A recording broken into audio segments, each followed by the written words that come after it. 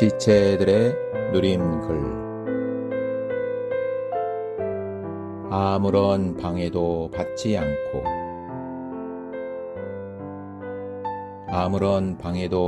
않고 아주 담대하게 하나님의 왕국을 선포하며 주 예수 그리스도에 관한 것들을 가르쳤다. 사도행전 28장 31절. 사도행전 마지막 구절은 위 구절로 끝납니다. 아무런 결론 없이 사도행전을 마치는 것은 그것이 계속 이어지는 것을 시사하고 있는 것입니다. 오늘 우리는 사도행전의 계속 가운데 있습니다. 사도행전 28장 이후에도 하나님의 많은 그릇들이 그분의 일을 계속 수행하고 있습니다. 그분의 일은 계속되고 있으며 멈추지 않고 있습니다.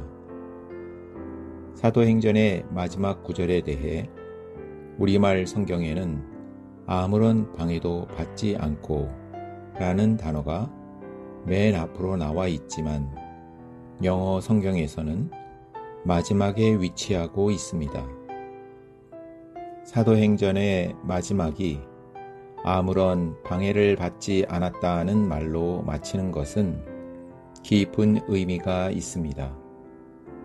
하지만 역사에 따르면 사도행전의 마지막 말씀이 쓰여진 이후에도 여전히 로마의 박해가 있었으며 유대교의 반대도 또한 있었습니다.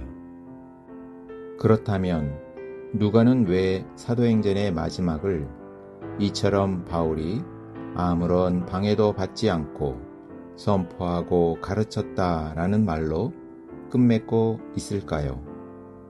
결론부터 말하자면 여기에 방해는 좁고 잘못된 인간적인 관념이나 외적이고 죽은 규례, 자아의 낡은 관념과 의견, 타고난 관계 등으로부터 바울이 구원받았다는 것을 보여주는 것입니다.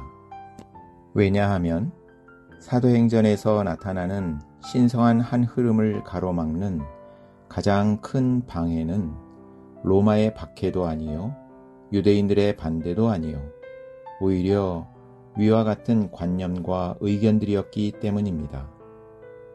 사도행전은 여러 가지 일들과 움직임이 등장하는 것 같지만 그 깊은 곳에서는 한 신성한 흐름만 있다는 것을 보는 눈은 복이 있습니다.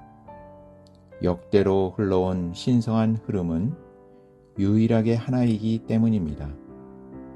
이 흐름이 있는 곳에 하나님의 생명과 몸의 교통과 예수님의 증거와 하나님의 일이 있었습니다. 오순절 날에 시작되어 오늘날까지 역대로 흘러온 신성한 생명의 흐름은 바로 하나님의 단체적인 표현을 위해 교회를 건축하는 하나님의 목표를 위한 한 흐름입니다. 교회의 기본적인 원칙은 교회가 영원하고 우주적이라는 것이어서 교회는 반드시 지속적으로 확산되어야 합니다. 이것이 신성한 흐름 가운데 있는 중심적인 일입니다. 교회가 확산되기 시작할 때 지역이나 인종 또는 상호차별 등 모든 편협한 생각들은 제거됩니다. 사탄은 계략을 사용하여 교회의 확산과 건축을 좌절시켜 왔습니다. 우리는 주님의 몸의 건축을 위해 우리 자신을 시대의 흐름 안에 지켜야 합니다.